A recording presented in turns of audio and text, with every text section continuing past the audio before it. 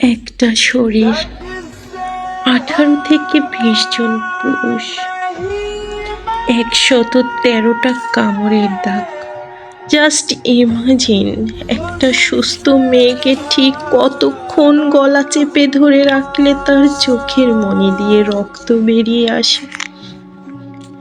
কেমন ভয়ঙ্কর যন্ত্রণায় ছটপট করেছে। একজন মেয়ে হিসেবে সে কথা ভাবলে শরীর শিহরে ওঠে। এই পুরো সময়টা যে দুজন ব্যক্তি মৌমিতার হাত চেপে ধরেছিল, তাদের মধ্যে একজন মৌমিতার ফিমেল কলিগ। আই রিপিট, মৌমিতার ফিমেল কলিগ। চোখ দিয়ে রক্ত বেরিয়ে আসার আগ মুহূর্তে মৌমিতা নিশ্চয়ই এই ফিমেল কলিগের দিকে তাকিয়েছিল। চোখের ভাষায় বারবার বোঝানোর চেষ্টা করছিল, আমাকে বাঁচাও, তুমিও তো একটি মেয়ে।